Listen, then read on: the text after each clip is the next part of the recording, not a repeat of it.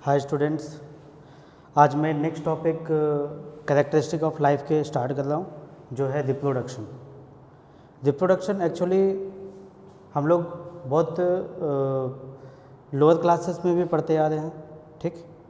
लेकिन यहाँ पर हम लोगों को फर्स्ट चैप्टर में रिप्रोडक्शन को इंट्रोडक्शन के रूप में ही पढ़ना है, ठीक।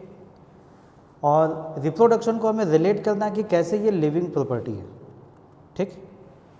बेसिकली जितने भी लिविंग ऑर्गेनिज्म हैं वो अपने आप को तभी सर्वाइव कर सकती है जब वो किसी इन्वायरमेंट को एडेप्ट कर सके। लेकिन वह पार्टिकुलर लिविंग ऑर्गेनिज्म उस पार्टिकुलर हैबिटेट में अपने स्पेसिस को सर्वाइव करना चाहती है तो उसे रिप्रोडक्शन करना पड़ेगा, ठीक।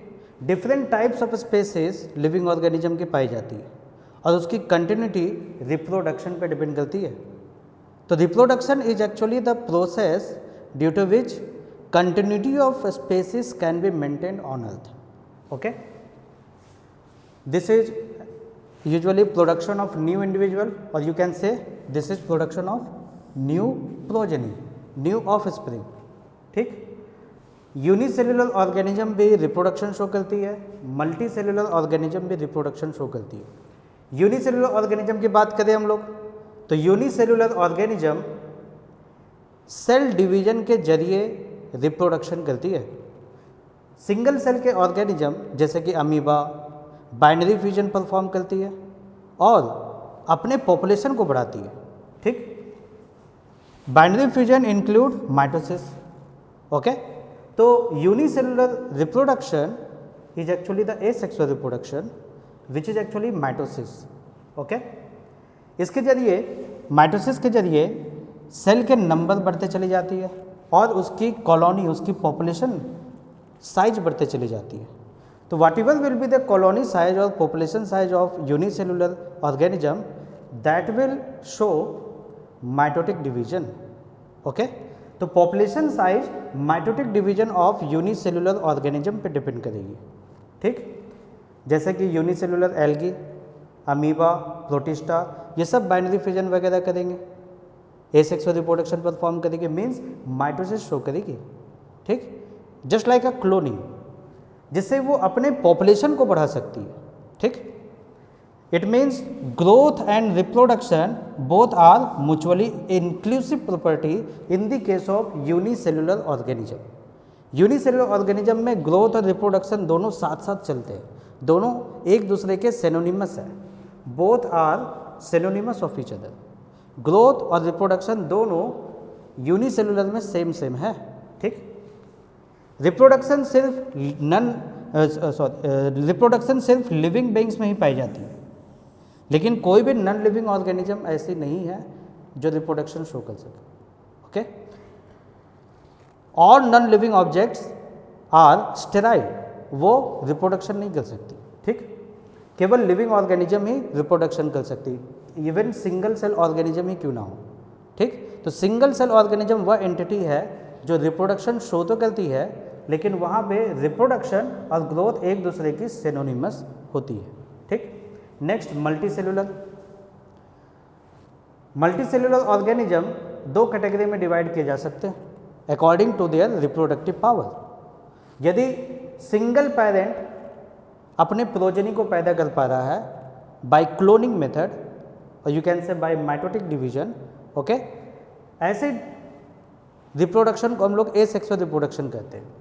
लेकिन यदि दो पेरेंट मिल करके, दो पेरेंट अपने गैमेट को प्रोड्यूस करेंगे with the help of meiosis, फिर उन गैमेट का फ्यूजन होगा, फर्टिलाइजेशन होगा, तो जाकर के जायगोट बनेगी, ठीक। ऐसे प्रोसेस को सेक्सुअल रिप्रोडक्शन कहते हैं। Zygote is a single cell embryo. Single cell embryo placenta में नल्चर किए जाते हैं, ठीक, जहाँ पर सिंगल सेल एम्ब्रियो बेबी में कन्वर्ट होती है, ठीक है, और प्रोजेनी का डेवलपमेंट होता है। तो जो बेबी बनेगी वो मल्टी सेल्युलर प्रोजेनी होगी, ओके, क्योंकि जो जायगोट है मल्टी सेल्युलर ऑर्गेनिज्म में फर्दर माइटोटिक डिवीजन करके एक मल्टी सेलुलर बेबी बनाएगी, जिसे हम लोग कहेंगे मल्टी सेलुलर प्रोजेनी, जो एक वेल डिफरेंशिएटेड लिविंग ऑर्गेनिज्म है। और ये लिविंग ऑर्गेनिज्म अपने पेरेंट से सिमिलर होगा, ठीक, not 100% similar but somehow they will be similar, okay, क्योंकि it is biparental. It means 50% character male parent से और 50% कैरेक्टर फीमेल पेरेंट से सेक्सुअल रिप्रोडक्शन में प्रोजेनी को ट्रांसमिट होएगी, ओके।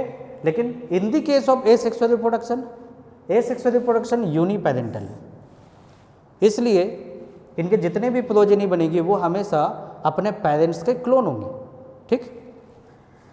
यहाँ पे ग्रोथ और रिप्रोडक्शन एक दूसरे के बराबर नहीं हो सकती, ठीक।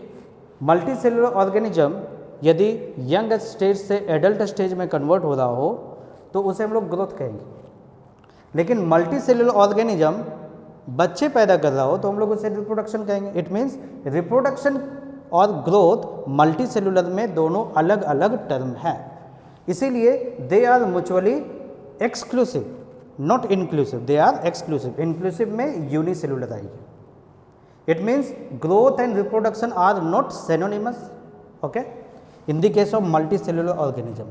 In the case of multicellular, growth and reproduction are not synonymous. They are not synonymous of each other. Okay?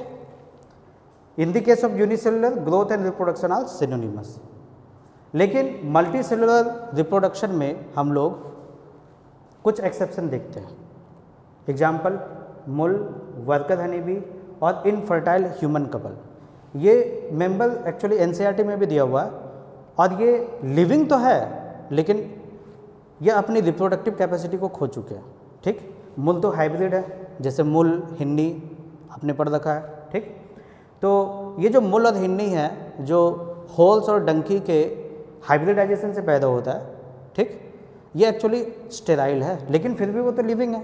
It means mule and hinny are living but they are not able to produce their young ones, okay.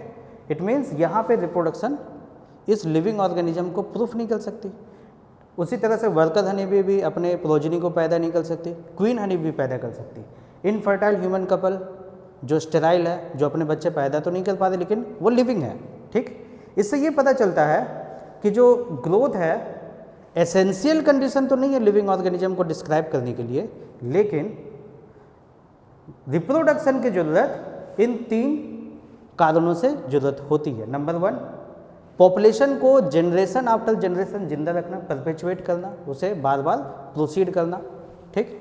Number 2, species की continuity एक particular planet पे maintain करना, जैसे पृथ्वी पे, अर्थ पे। Species की continuity reproduction पे depend करेगी, ठीक। एंड कंटिन्यूटी ऑफ लाइफ की कंटिन्यूटी अर्थ पे मेंटेन की जाए, ठीक। सिंगल इंडिविजुअल यदि इनफर्टाइल है तो इसका मतलब ये नहीं कि पूरी पॉपुलेशन ही इनफर्टाइल हो, ओके।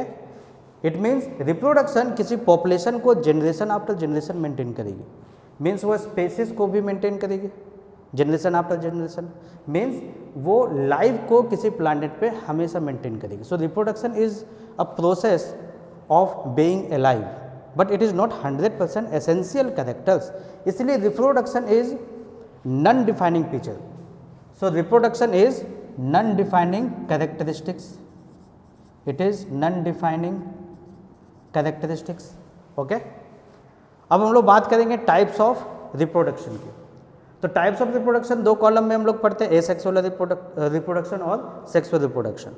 एसेक्सुअल रिप्रोडक्शन बोले तो यूनिपेरेंटल, ठीक, इसमें क्लोन्स हम लोग बनते हुए देखते हैं, ठीक। बहुत सारे फॉर्म्स हैं एसेक्सुअल रिप्रोडक्शन के, जैसे कि spore formation, budding, fragmentation. Spore formation algae में, फंगी में हम लोग देखते हैं, ठीक। फंगी फॉर एग्जांपल आप कह सकते हो, बेसिकली 4 प्रकार की फंगी होती है, एस्कोमाइसिटीज, बेसिडियोमाइसिटीज, डिटेरोमाइसिटीज और फाइकोमाइसिटीज। सबके स्पोर फॉर्मेशन हम लोग फंगी में रिप्रेजेंट करते हैं, ठीक। सबसे कॉमन स्पोर जो एसेक्सुअल स्पोर यहाँ पे आप लोग पढ़ते हैं वो कोनिडियोस्पोर, ओके, कोनिडिया पे कोनिडियोस्पोर, ठीक। बडिंग, बडिंग में आप लोग यीस्ट और हाइड्रा के बारे में पढ़ते हो, ठीक। यीस्ट और हाइड्रा दोनों के दोनों बडिंग करते हैं। ये सभी के सभी माइटोटिक डिवीजन के जरिए अपने एसेक्सुअल रिप्रोडक्शन को परफॉर्म करती है। स्पोर का फॉर्मेशन माइटोटिक डिवीजन पे डिपेंडेंट है, बडिंग फॉर्मेशन भी माइटोटिक डिवीजन पे डिपेंडेंट है, ठीक। उसी तरह से फ्रैगमेंटेशन और रीजनरेशन। ओके, फ्रैगमेंटेशन की बात करें तो filamentous algae multicellular fungi, not yeast. Yeast is unicellular fungi and here the fungi is multicellular filamentous fungi, okay, जिसकी हाइफी होती है। ओके, और ये फंगी फ्रैगमेंटेशन के जरिए अपने आप को प्रोड्यूस करता है, ठीक। प्रोटोनेमा ऑफ मोस प्लांट, जो कि हम लोग प्लांट में पढ़ेंगे, ठीक। प्लांट में लोअर प्लांट के कैटेगरी में ब्रायोफाइटा में मोस आते हैं। मोस के एक वेजिटेटिव स्ट्रक्चर है प्रोटोनेमा, जो कि फ्रैगमेंटेशन के जरिए अपने आप को रिप्रोड्यूस करती है, ठीक। वो हम लोग प्लांट में डिटेल से पढ़ेंगे, ठीक। तो फिलामेंटस एल्गी, फंगी और प्रोटोनेमा ये तीनों फ्रैगमेंटेशन के जरिए अपने यंग वंस को प्रोड्यूस करती है, जो कि सिमिलरली एक तरह की क्लोनिंग ही तो है। That is why it is asexual reproduction. Next है true regeneration, not regeneration. Normally regeneration लोग स्टार फिश में भी देखते हैं, जिसमें उसके आर्म बाय द वे यदि कट जाए तो वो फिर से रीग्रो हो जाती है, ठीक। उसी तरह से लिजार्ड, छिपकली, लिजार्ड के जो टेल है, उसकी जो पूंछ है, बाय द वे यदि वो कट जाए तो वो फिर से ग्रो हो जाती है। लेकिन वैसे रीजनरेशन को तो हम लोग एसेक्सुअल रिप्रोडक्शन नहीं कर सकते ना, वो तो डैमेज्ड पार्ट को रिपेयर कर रही है, ठीक। रीजनरेशन यहाँ पर ट्रू रीजनरेशन है, जो कि किसी भी लिविंग ऑर्गेनिज्म के कट जाने से वो दूसरे लिविंग ऑर्गेनिज्म को उस कटे हुए पार्ट से ग्रो कर दे। Suppose here is the planaria. Planaria का दूसरा नाम डगेसिया भी है, इसे हम लोग डगेसिया भी कहते हैं, ठीक। सपोज दिस इज प्लानेरिया, और प्लानेरिया के आपने 3 टुकड़े कर दिए, 1, 2 और 3 टुकड़े। तो ये तीनों टुकड़े 3 प्लानेरिया को रीग्रो कर देगी। Means whatever will be the pieces they will regrow there on young ones from that piece. Okay, the broken piece will create new young ones in the case of true regeneration. Okay, that is why true regeneration is the part of asexual reproduction but not the normal regeneration. Okay, next sexual reproduction. Sexual reproduction actually biparental है, जिसमें 2 parent की जरूरत होती है, इसलिए दोनों parent के gamete formation उसके गोनैड में होती है, टेस्टिस और ओवरी में, ठीक। प्लांट में एंथेरिडिया और आर्केगोनिया, और एनिमल में टेस्टिस एंड ओवरी, ठीक। उन गोनैड से गैमेट का फॉर्मेशन होता है, जो कि मियोसिस टेक्निक के जरिए होती है। For example spermatogenesis and oogenesis। Spermatogenesis and oogenesis के जरिए जो गैमेट बनती है वो एक दूसरे के साथ फर्टिलाइज करती है, जिससे जायगोट का फॉर्मेशन होता है। Zygote is a single cell embryo. Okay, यहाँ पे जो गैमेट बनती है वो सिंगल सेट ऑफ डीएनए को कंटेन करती है, जिसे हम लोग हैप्लॉइड कहते हैं। फ्यूज करने के बाद वो डिप्लॉयड जायगोट को प्रोड्यूस करती है। सेक्सुअल रिप्रोडक्शन हमेशा डिप्लॉयड पेरेंट में ही देखी जाएगी। So it is essential condition for only diploid parent. Okay, क्योंकि डिप्लॉयड पेरेंट ही हैप्लॉयड गैमेट को प्रोड्यूस करेगी, तब वो दोनों फ्यूज करके फिर से डिप्लॉयड जायगोट को बनाएंगे। This is diploid zygote. Diploid zygote further mitosis करके अपने सेल्स नंबर को बढ़ाएगा, ताकि वो मल्टी सेलुलर बेबी में कन्वर्ट हो सके, मल्टी सेलुलर एम्ब्रियो में कन्वर्ट हो सके। अब ये एम्ब्रियो आगे जाकर के मल्टी सेलुलर बेबी और यंग वंस में कन्वर्ट होगी, मल्टी सेलुलर प्रोजेनी ये फिर प्रोड्यूस करेगी। लेकिन एसेक्सुअल रिप्रोडक्शन में जो पेरेंट होती है वो यूनिपेरेंटल होती है। यूनिपेरेंटल चाहे हैप्लॉयड हो चाहे डिप्लॉयड हो, ये दोनों के दोनों माइटोसिस को ही परफॉर्म करेगी। हैप्लॉयड ऑर्गेनिज्म माइटोसिस करके हैप्लॉयड प्रोजेनी को पैदा करेगा, जबकि डिप्लॉयड ऑर्गेनिज्म माइटोसिस करके डिप्लॉयड प्रोजेनी को पैदा करेगी। सेक्सुअल रिप्रोडक्शन में डिप्लॉयड पेरेंट पहले गैमेट का फॉर्मेशन करेंगे, जो कि हैप्लॉयड है। गैमेट के फ्यूजन डिप्लॉयड प्रोजेनी को क्रिएट करेगी। सेक्सुअल रिप्रोडक्शन में हैप्लॉइड ऑर्गेनिज्म इन्वॉल्व नहीं होते।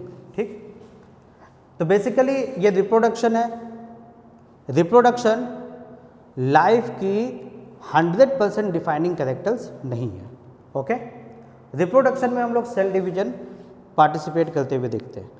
हम लोगों ने सेल डिवीजन 2 प्रकार के पढ़ रखे हैं, माइटोसिस और मियोसिस।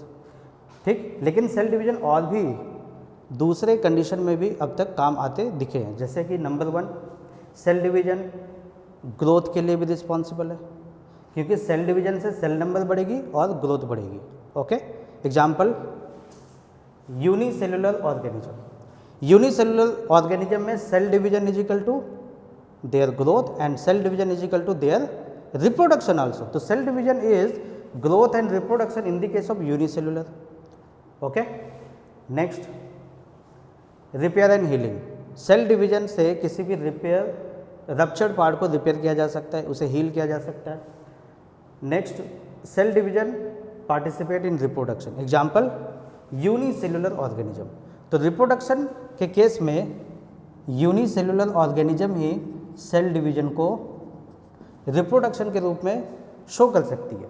ठीक, अब तो ये हो गया रिप्रोडक्शन कंप्लीट, लेकिन यहाँ पर एक स्पेशल लाइन है जो आप लोगों को ध्यान देना है।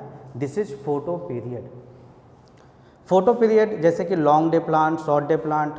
फोटो पीरियड जैसे कि दिन का ड्यूरेशन जो है कभी लंबी हो कभी कम हो, तो whatever will be the day duration, either they will be long और शॉर्ट, वो रिप्रोडक्शन को प्रभावित करेगी। ठीक, तो photoperiod affect the breeding season of plant and animal both. Plant में photoperiod long day plant और short day plant और डे न्यूट्रल प्लांट के कंडीशन को अफेक्ट करेगी। एनिमल में सीजनल ब्रीडिंग एनिमल में, ओके, सीजनल ब्रीडिंग एनिमल में उसके ब्रीडिंग को अफेक्ट करेगी। तो photoperiod affect reproduction directly. Okay.